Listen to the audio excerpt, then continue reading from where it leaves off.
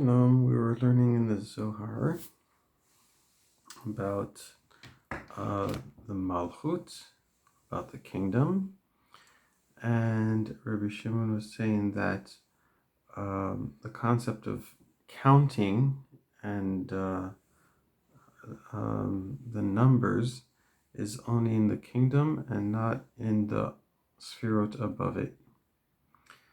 And his son Rabbi Elazar was asking questions about that, and Rabbi Shimon was answering him and explaining to him that he was explaining that, for example, there's in the Sphira of wisdom, of Father of wisdom, there's a name, the name of God of 72 is in that sphera, but inside that sphera there is all 10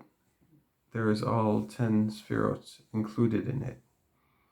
So you have the top 9 sphirot, and then you have the last one below is the kingdom, and those would be included in Ava, right? In wisdom.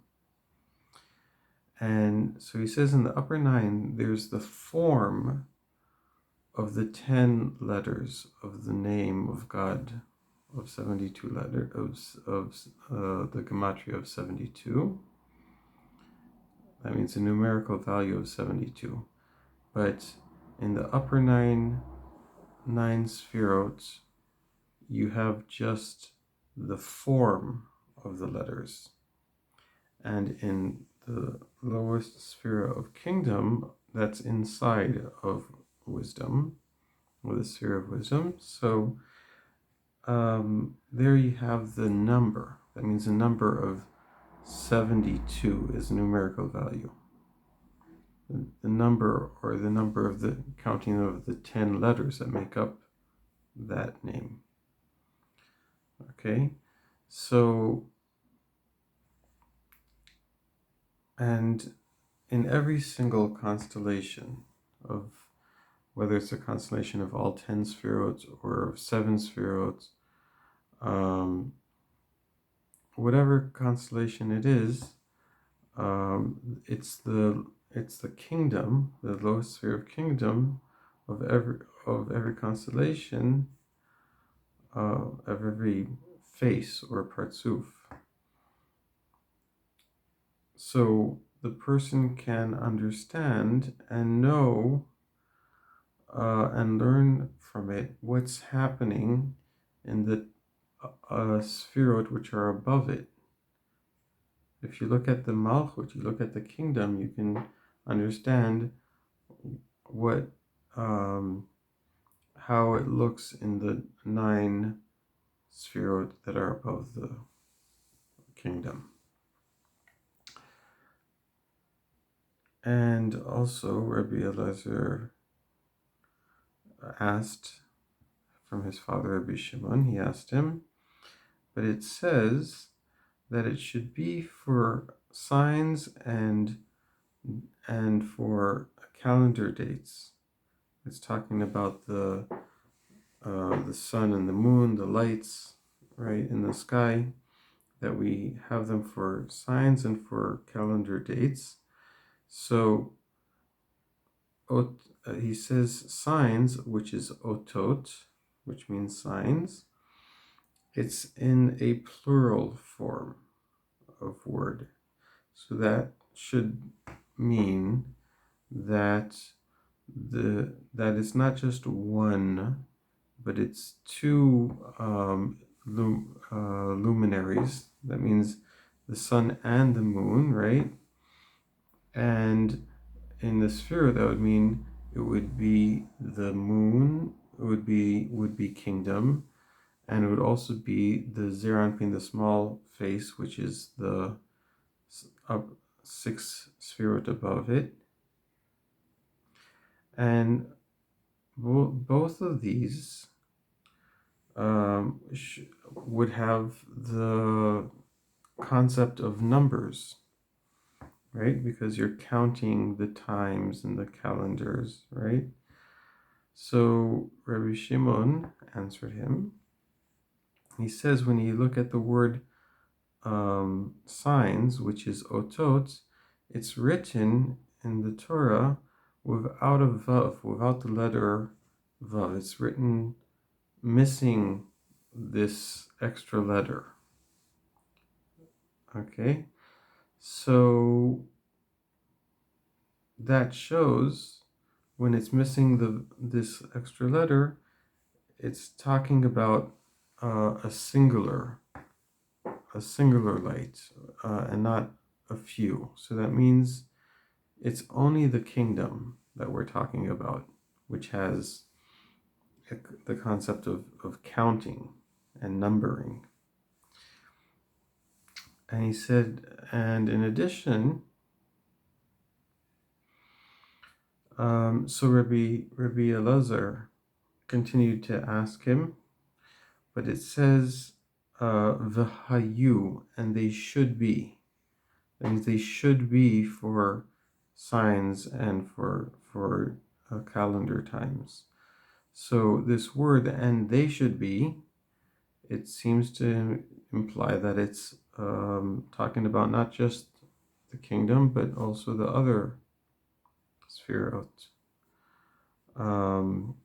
So it kind of implies that both the sun and the moon, which are the sun would be the small Zer Anpin, the small face, and the moon would be the kingdom. That both of them are for signs and for times, for counting. So Rabbi Shimon answered him that what it says v'hayu, and they will be, right?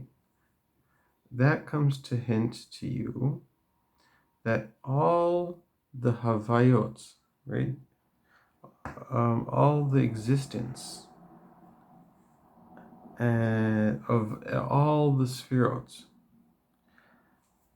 everything, all these sefirot, that they bring down the flow of energy into the kingdom, and the kingdom, the malchut, gets filled up with the light and the existence of all of the sefirot above it,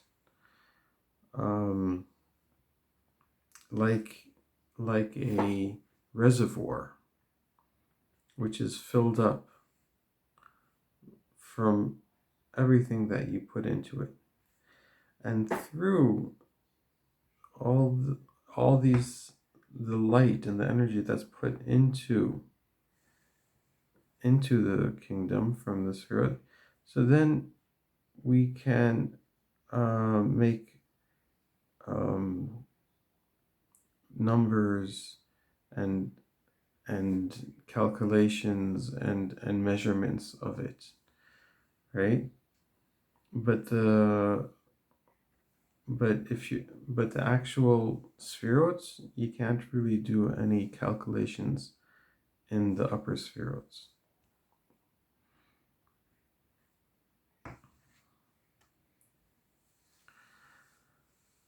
And he brings another proof for this. He says, let's come and see. There's one point, which is the malchut. The malchut, which is the kingdom, is like a dot. It's like a point that doesn't really take up space. It's just there, okay? And that's the beginning to give numbers and calculations and sizes, all these calculations. And the reason is because whatever is inside and above of the Malchut, above the kingdom, you don't know about it in a way of knowing measurements. And, to differentiate, to split it up into times, all the different dimensions of space and time and counting numbers, right? And you can't count it. And it shouldn't like confuse you, because we've seen something like this. There's a point that is above the wisdom, and it's hidden and above, and it's not revealed, and we don't know about it at all. And from there is the beginning of counting everything that's hidden and deep. That means to say that this is called the beginning and the head of the revelation of the Atzilut. Atzilut is emanation. That there's a world of emanation. It's the highest world where everything emanates. All the light begins to emanate from there. And even though that we knew that there's something above it, above the which is, this is the Keter, the crown, and but still we didn't stop ourselves from calling it the first, right, or the source, because the crown is hidden, and it's so hidden that it doesn't even go into the to be considered the beginning of Atzilut, the beginning of emanation. So we see here that there's one point, which is the beginning of the revelation, and above it, everything is hidden, and it's elevated above everything, and it's beyond reach and understanding. And so also over here, this is similar, that there's a point that's below, which is revealed, which is the kingdom of emanation. And above it, it's all hidden. And so therefore it's not, there's no way to do any calculations or numbers there above that. And from there, it's the beginning and the source. It's the start of counting of any numbers or any way of describing an amount of anything. Because just like that, the wisdom is the beginning of emanation and not the crown, because the crown is completely hidden. So also here with the sphere of kingdom, it's the beginning of where you start to count and calculate things, because it's the world of that's revealed, and below and above that, everything is hidden.